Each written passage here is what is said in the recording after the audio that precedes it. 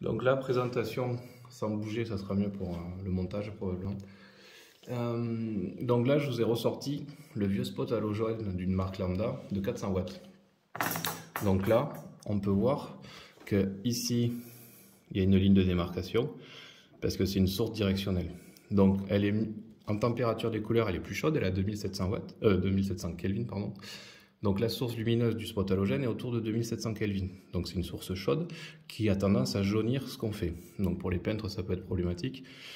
Surtout que maintenant, souvent, les spots LED qui sont mis dans les maisons, c'est entre 3 et 6000 Kelvin.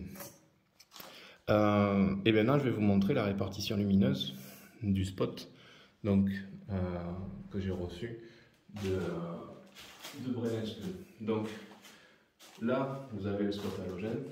Et là, vous pouvez voir que le spot donc, que j'ai placé sur trépied au centre de la pièce fait un éclairage à 360. Et vous pouvez le voir, il y a l'ombre ici du spot halogène. Donc c'est bien une lumière qui est diffusée sur l'ensemble volumétrique de la pièce. Donc là, on est à 6500 Kelvin pour une puissance de 100 watts LED. Et on y voit au niveau du visuel, du ressenti de l'œil, puisque sur la vidéo c'est compliqué, mais on voit beaucoup mieux tous les détails, toutes les couleurs, et la quantité et le flux lumineux donc de 12 000 lumens éclaire très bien et sans écraser et sans éblouir, donc grâce au diffuseur opaque, le travail qu'on fait. Et c'est une lumière assez douce mais puissante. C'est assez difficile à décrire, mais très agréable pour le travail. Ça scintille pas, ce qui est très bien aussi. Parce que des fois les luminaires LED ont tendance à scintiller et c'est très fatigant sur une journée. Donc là, on est au maximum. Deuxième niveau, premier niveau. Alors sur la vidéo, l'objectif adapte. Le téléphone s'adapte, mais l'œil aussi humain.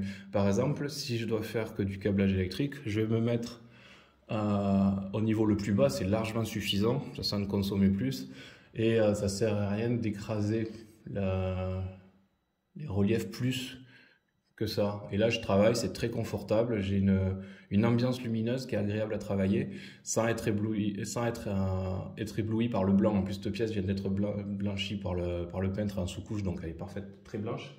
Donc ça peut être fatigant donc d'avoir toujours cette luminance, alors qu'elle n'y est pas, avec le mode le plus bas. Et c'est très suffisant pour travailler. Après, pour une pièce plus grande, celle-là elle fait 30 mètres carrés, pour une pièce plus grande, on peut bien sûr passer à pleine puissance, ou pour un extérieur par exemple, j'ai fait un test en extérieur, ça éclaire tout le jardin de là où je suis, et on peut faire des ombres chinoises sur le mur de la maison qui est à 30 mètres.